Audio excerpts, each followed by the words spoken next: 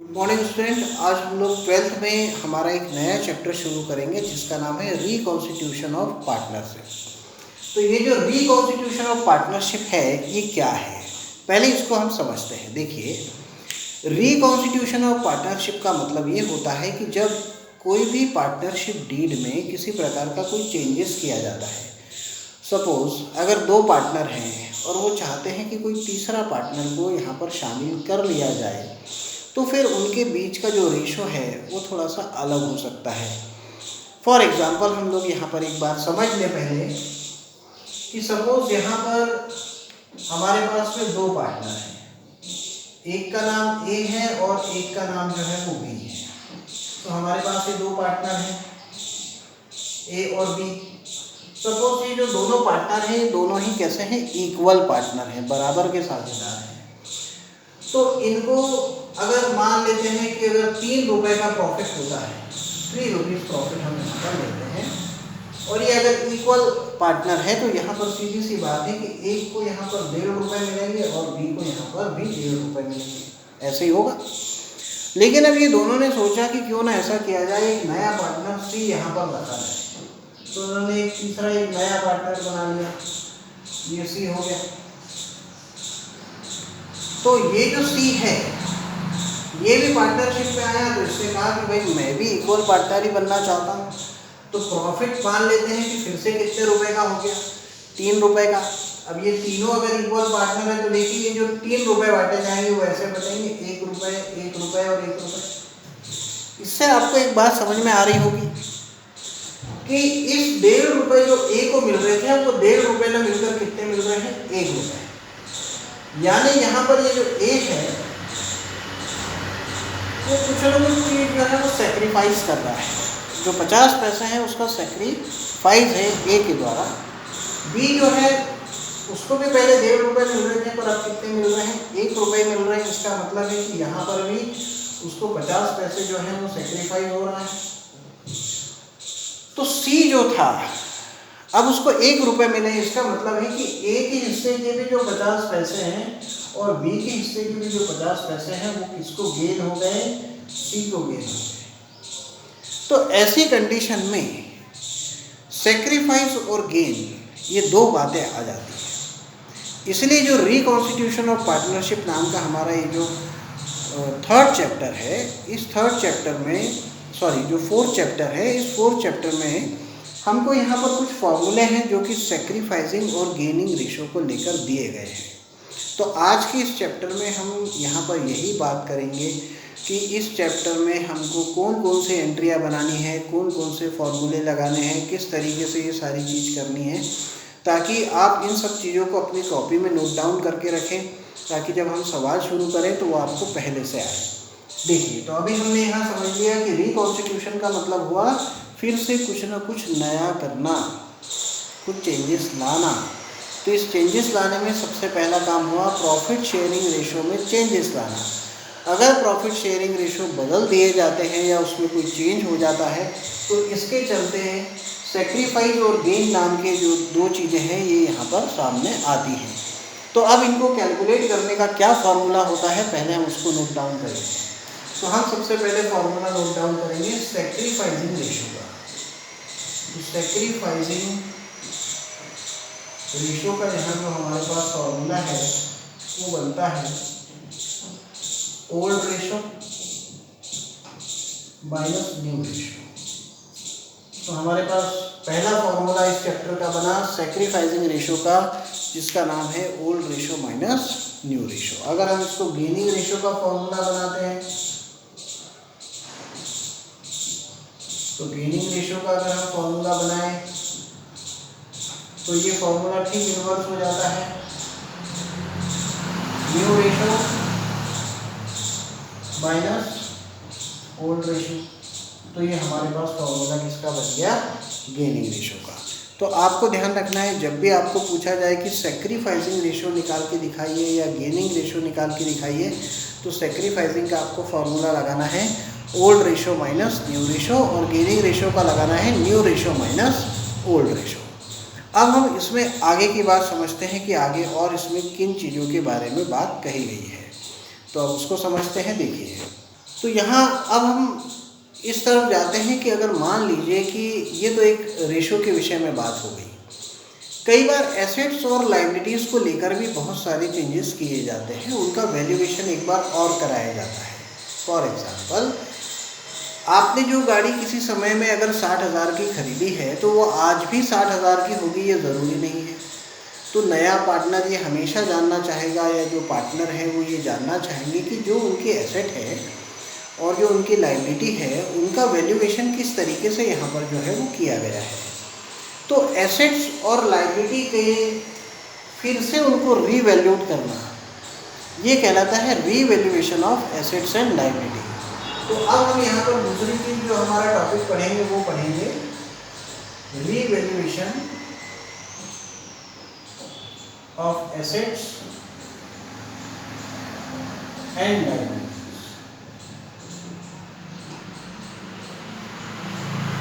तो ये जो revaluation of assets and liability का यहाँ पर टॉपिक है, अब ये पूरी बुक में आगे आने वाले 2 चैप्टर्स में भी रहेगा, तो इसको आप बहुत अच्छी तरीके से पहले समझ लीजिए कि रीवैल्यूएशन का मतलब होता है फिर से उनका मूल्यांकन करना, फिर से उनका वैल्यूएशन करना कि जो पुरानी एसेट है, पुरानी लायबिलिटी है, आज इसकी कीमत क्या है। तो अगर हम इसकी बात करें कि आज किसी भी एसेट की क्या कीमत है, किसी भी लायबिलिटी की क्या कीमत है, तो इसके 2 रिजल्ट हो सकते हैं। या तो एसेट की कीमत जो है वो बढ़ जाएगी, या तो एसेट की जो कीमत है वो क्या हो जाएगी, कम।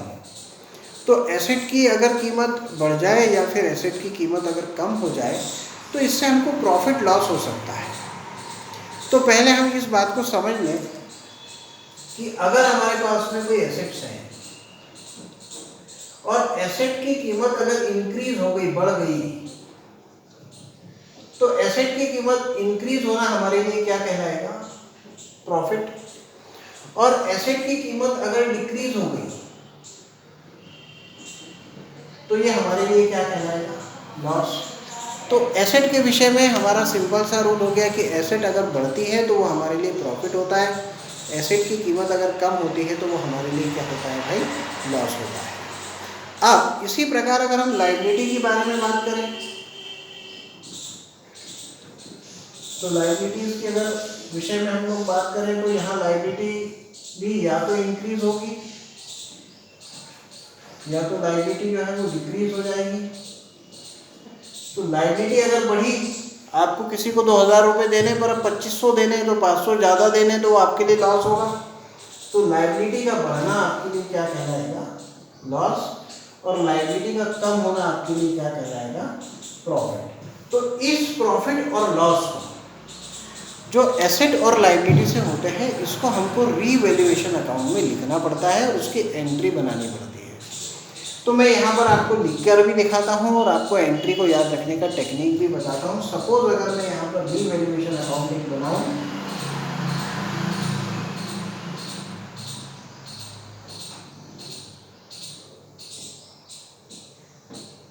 तो मैंने यहाँ एक रीवैल्यूएशन अकाउंट बनाया,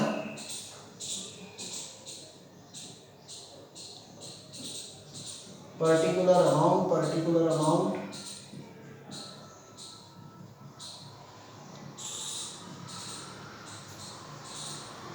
अब ये मेरे पास में रीवैल्यूएशन अकाउंट तैयार है। अब मैं यहाँ स्टेप बाय स्टेप जो है इसमें इन चीज़ों को लेकर आता हूँ। जैसे अगर मैं कहूँ कि एसेट्स इंक्रीज्ड बाय 1,000, जो एसेट है वो आपकी बढ़ गई है कितने हज़ार रुपये से, 1,000 रुपये। एसेट अगर बढ़ेगी तो ये आपके लिए फ़ायदा है कि नुकसान है। तो एसेट की कीमत 1,000 रुपये बढ़ जाना प्रॉफिट है। तो रीवैल्यूएशन अकाउंट में पोस्टिंग का भी ये रूल है कि जो लॉस होगा उसको हमको डेबिट में लिखना है और जो प्रॉफिट होगा उसको हमको जो है वो क्रेडिट में लिखना है। तो एसेट अगर 1,000 से इंक्रीज होगा तो हमको क्या हो जाएगी, प्रॉफिट हो जाएगा। तो ये प्रॉफिट कहाँ लिखने में आएगा, तो क्रेडिट साइड में। तो हम क्रेडिट में जाएंगे और लिखेंगे बाय एसेट्स अकाउंट। सपोज 1,000 है तो ये 1,000 लिख दिए जाएंगे। तो यहाँ रूल आपकी एंट्री बन जाएगी, जब एसेट इंक्रीज होता है तो एंट्री बनेगी assets account debit to machinery या sorry to revaluation account.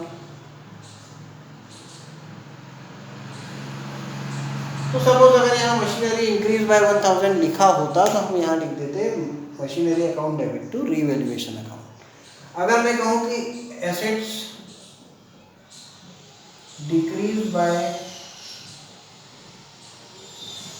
2000,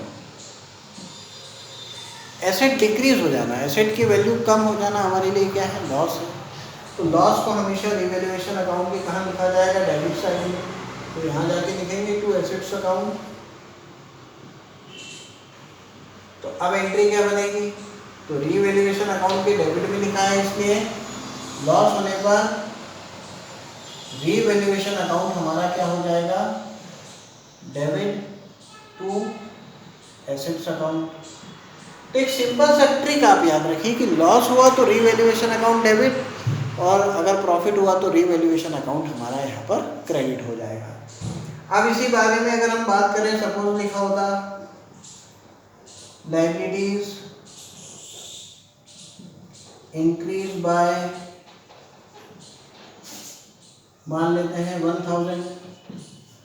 liability अगर इंक्रीज होगी तो आपके लिए क्या है, लॉस है ना, लायबिलिटी बढ़ जाना लॉस है।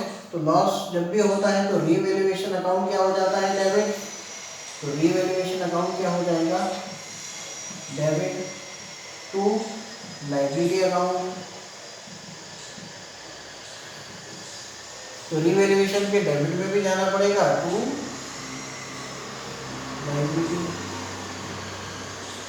जो भी है अमाउंट वो लिख लेंगे। अगर यहाँ हम देखें, बात करें अगली की, लायबिलिटी अगर कम हो जाए, सपोज यहाँ पर आ जाता है कि भाई लायबिलिटीज डिक्रीज,